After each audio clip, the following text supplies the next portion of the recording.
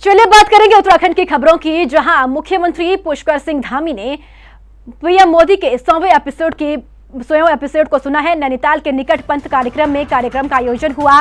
मन की बात के 100वें एपिसोड को लेकर सीएम धामी का बयान सामने आया है। मुख्यमंत्री ने कहा कि कार्यक्रम मन की बात के लगातार 100 एपिसोड पूरे हुए हैं। कार्यक्रम का नाम मन की बात है, मगर वो जन जन की बात है। इसी के साथ मुख्यमंत्री ने कहा कि 100 एपिसोड पूरे होने पर पीएम मोदी का अभिनंदन करता हूं।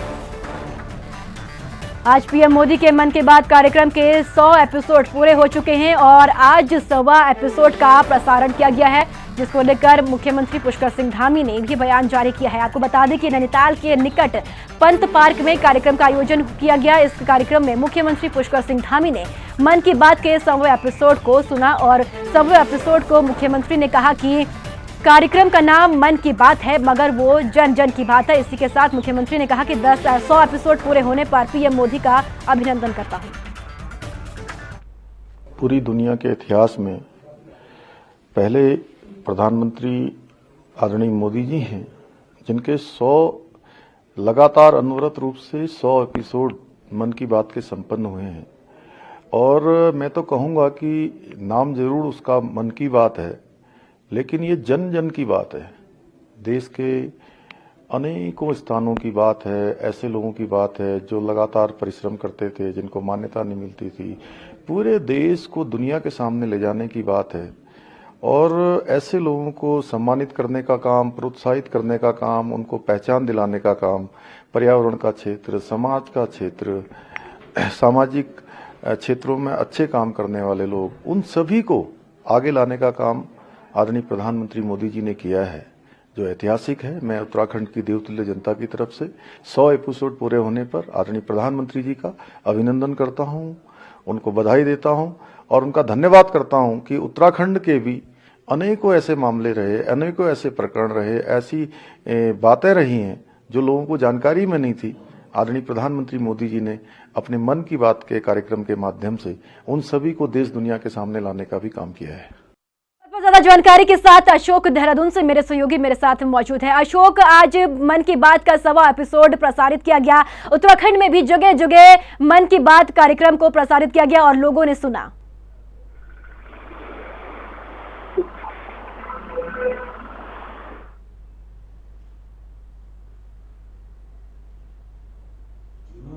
सीएम धामी ने भी पीएम मोदी के मन की बात का आज 100वां एपिसोड सुना है और आज मन की बात का 100वां एपिसोड प्रसारित किया गया है। इसी बीच आपको बता दें कि नैनीताल के निकट पंत पार्क में इस कार्यक्रम का आयोजन किया गया। इस कार्यक्रम में मुख्यमंत्री पुष्कर सिंह धामी ने शिरकत की और प्रधानमंत्री मोदी के मन की बात के 100वें संस्करण को पीएम मोदी ने सुना। इसी के साथ आपको बता दें कि उत्तराखंड में भी जगह जगह मन की बात कार्यक्रम को प्रसारित किया गया। भाजपा की ओर से भव्य कार्यक्रमों की तैयारियां की गई थी, जिसको लेकर पहले से ही तैयारियां शुरू कर दी गई थी। आपको बता दें कि राजभवन में भी मन की बात के 100वें संस्करण को प्रसारित किया गया और इसी बीच आपको बता दें कि मुख्यमंत्री पुष्कर सिंह धामी ने भी पीएम मोदी के मन की बात को सुना। देहरादून में पीएम मोदी के मन की बात का 100वां एपिसोड का प्रसारण किया गया। 31 जनवरी 2016 को प्रधानमंत्री ने मन की बात में उत्तराखंड का उल्लेख किया था। उत्तराखंड के राज्यपाल गुरमीत सिंह ने मन की बात कार्यक्रम को लेकर कहा, मन की बात कार्यक्रम ने जो रिकॉर्ड हासिल किया है अपने आप में बहुत बड़ी उपलब्धि है। मन की बात में जब तक उत्तराखंड की बात होती है तो एक नई ऊर्जा आ जाती है। मन की बात ने पूरे भारत को एक परिवार के रूप में इकट्ठा किया है। पीएम मोदी ने मन की बात में सबसे पहले बेटियों का जिक्र किया, उसके बाद मातृशक्ति का जिक्र किया। उत्तराखंड की महिला पूरे उत्तराखंड में ही नहीं बल्कि पूरे विश्व में अपने आप में एक शक्ति है। विशिष्ट महानुभावों से मुलाकात करते हुए संतोष आशीष। और अब खबर विकासनगर से है, जहां पीएम मोदी के मन की बात का 100वां एपिसोड प्रसारित किया गया। विकासनगर से विधायक मुन्ना सिंह चौहान के साथ बीजेपी कार्यकर्ताओं ने मन की बात कार्यक्रम को सुना। साथ ही स्कूल के छात्र छात्राओं ने भी मन की बात कार्यक्रम को सुना। आप सभी कितने लोग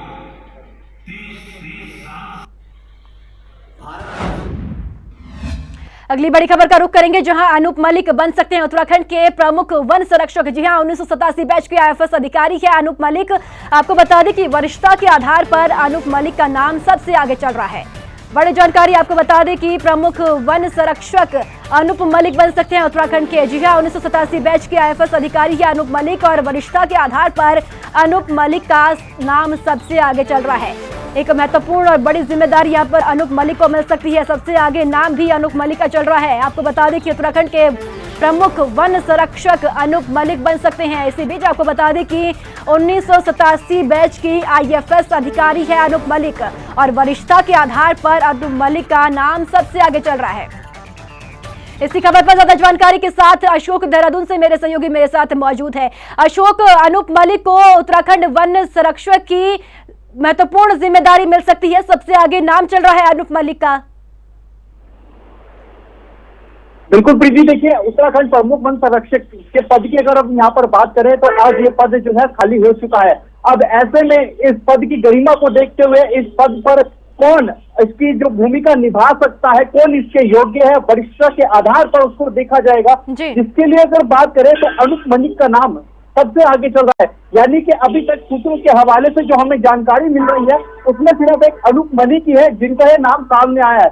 1987 बैच के IFS अधिकारी हैं अनूप मलिक और सबसे महत्वपूर्ण बात यह है वरिष्ठ अधिकारी भी है, इनके पास काबिलियत भी है, काम करने की अनुभव है और सबसे महत्वपूर्ण बात यह है कि फॉरेस्ट डिपार्टमेंट में जिस तरह से काम कर चुके हैं तो उसको लेकर के किस तरह से फॉरेस्ट डिपार्टमेंट में काम किया जाना चाहिए हर क्षेत्र में, चाहे वो राजाजी नेशनल पार्क की बात हो या वन्य जीवों को लेकर के बात हो या वन के क्षेत्र में किस तरह से एक कोऑर्डिनेशन बनाना और उसको काम को बहुत ही महत्वपूर्ण तरीके से निभाना, वो उसको लेकर के बखूबी ये जानते हैं। इसलिए अपने आप में अनूप मलिक के कंधों पर सीधा सीधा कहा जा सकता है कि महत्वपूर्ण जिम्मेदारी जो है शासन स्तर से सौंपने की जो बात है वो ऐसे में सूत्रों के हवाले से सामने आ रही है।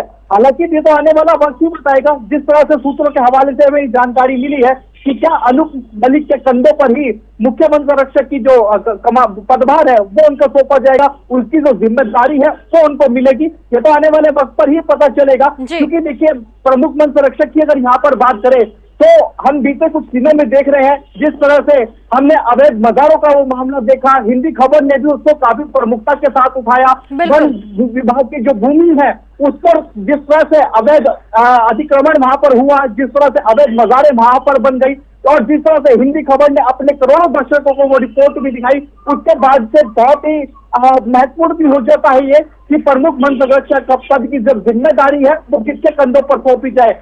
विशेष तौर पर यही देखा जाएगा कि कौन वरिष्ठ अधिकारी है, कौन इस काबिल है और कौन योग्य है, किसके पास इतना अनुभव है जो प्रमुख वन संरक्षक की जो जिम्मेदारी उसको सौंपी जाएगी तो वो इसकी इज्जत को भी बरकरार रखेगा और वन विभाग की जो क्षेत्र है उसमें जो कार्य किए जाते हैं उसको भी बहुत महत्वपूर्ण भूमिका के साथ निभाएगा। तो ये पूरी तरीके से कहा जा सकता है कि अभी अनूप मलिक का नाम सामने आ रहा है, लेकिन आने वाला वक्त बताएगा कि क्या उनके नाम पर मोहर लगेगी शासन की ओर से। बिल्कुल अशोक, प्रमुख वन संरक्षक के पद अब खाली हो गया है। कब तक अशोक ये साफ हो पाएगा कि किसे प्रमुख वन संरक्षक की जिम्मेदारी मिली है?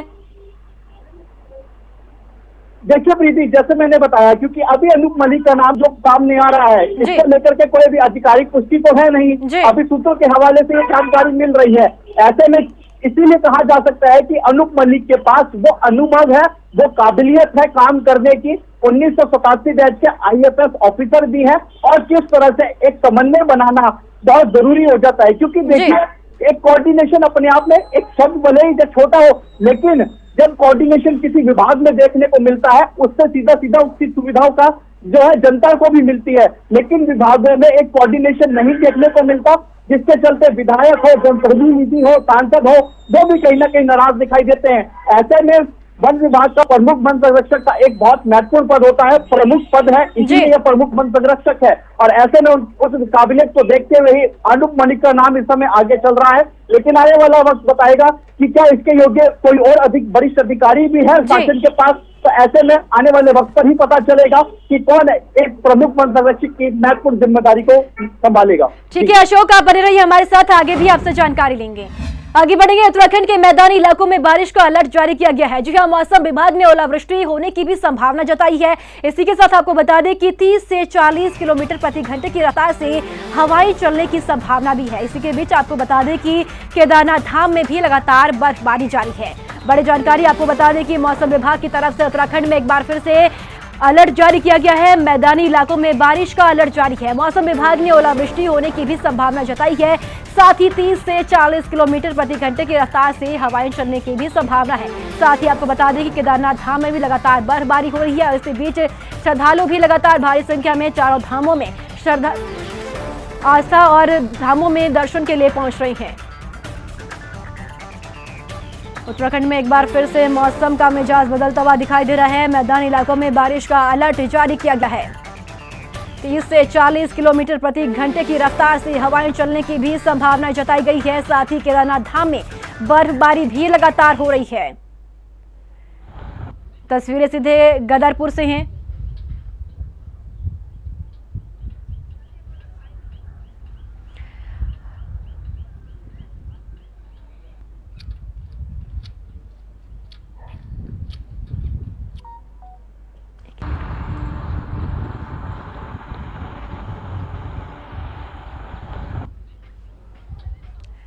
इसी खबर पर ज्यादा जानकारी के साथ देहरादून से अशोक और मसूरी से सुनील और लक्सर से जसवीर मेरे सहयोगी मेरे साथ मौजूद है। सबसे पहले अशोक, आपके पास आऊंगी। उत्तराखंड में एक बार फिर से अलर्ट जारी किया गया बारिश का, क्या कुछ जानकारी दी गई है मौसम विभाग की तरफ से?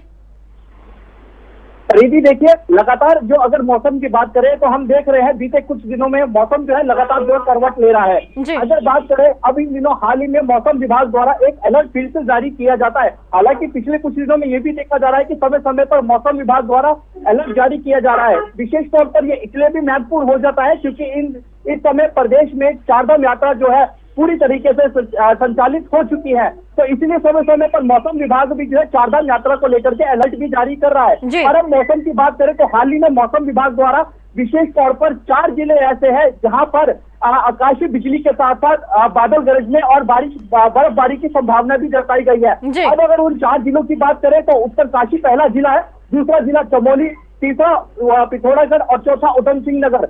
इन 4 जिलों में बारिश के साथ भारी बर्फबारी के साथ साथ येलो अलर्ट भी जो है मौसम विभाग की ओर से जारी कर दिया गया है। हालांकि इस समय देहरादून में मैं मौजूद हूँ। अगर आप मेरे पीछे इन तस्वीरों को देखेंगे तो मौसम पूरी तरह से साफ है, शुष्क है। और अगर आप यहाँ के लोगों की आवाजाही पर भी अगर एक नजर डालें तो विशेष साफ तौर पर ये दिखेगा कि एक गर्मी का जो एहसास है मैदानी इलाकों में वो देखने को मिल रहा है। यानी कि सीधा सीधा तौर पर यह कहा जा सकता है कि मौसम विभाग द्वारा जो अलर्ट जारी किया गया है उसका सीधा सीधा असर जो है पहाड़ी क्षेत्रों पे जरूर पड़ेगा। और सबसे महत्वपूर्ण बात, चारधाम यात्रा पर जाने वाले जो लोग हैं उनके लिए कहीं ना कहीं परेशानियां जरूर हो सकती है। क्योंकि देखिए जो सूचना हमें मिली बद्रीनाथ की धाम की अगर बात करें तो बद्रीनाथ पे जिस तरह से लैंड स्लाइड हुआ जिसके चलते अभी यात्रा की आवाजाही है वो थोड़ी समय के लिए रोक दी गई है। तो कहीं ना कहीं चारधाम यात्रा पर आने वाले जो यात्री हैं या फिर यूं कहें जो श्रद्धालु हैं उनके लिए परेशानियां जरूर ऐसे में खड़ी हो सकती हैं। बिल्कुल। सुनील भी मसूरी से हमारे साथ बने हुए हैं। सुनील, देखिए मसूरी में पर्यटन सीजन की शुरुआत होने जा रही है,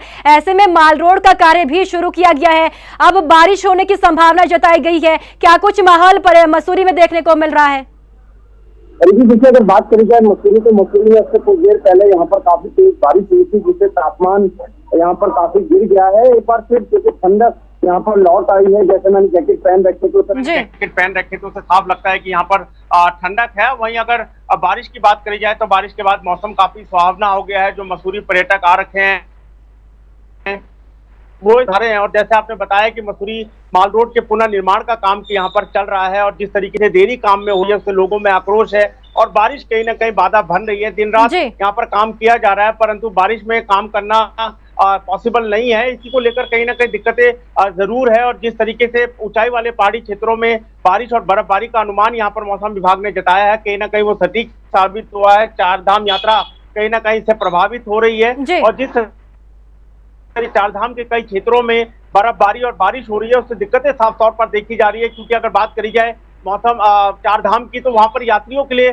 सही व्यवस्था नहीं है। इसके लेकर लगातार यहाँ पर खबरें आ रही है। उसको लेकर सरकार को जरूर कोई ठोस कदम उठाना पड़ेगा क्योंकि अभी 4 या 5 दिन ही यहाँ पर चारधाम की यात्रा को शुरुआत हुआ है और ऐसे में कई खामियां वहां पर देखी जा रही है, तो उसको लेकर मौसम भी काफी दिक्कत यहाँ पर डालेगा। और ऐसे में अगर जल्द मौसम विभाग ने जिस तरीके से जताया है कि बारिश और बर्फबारी हो सकती है, तो उसका साफ असर मसूरी में भी देखा जा रहा है। जी बिल्कुल, जसवीर भी लक्सर से हमारे साथ बने हुए हैं। जसवीर, देखिए हरिद्वार जिले की बात की जाए तो किसानों के लिए कितनी फायदेमंद या नुकसानदायक बारिश रहने वाली है, और चारधाम यात्रा की बात कर ली जाए तो लगातार यात्री जो है हरिद्वार पहुंच रहे हैं भारी संख्या में। जसवीर, अब तक मेरी आवाज पहुंच पा रही है?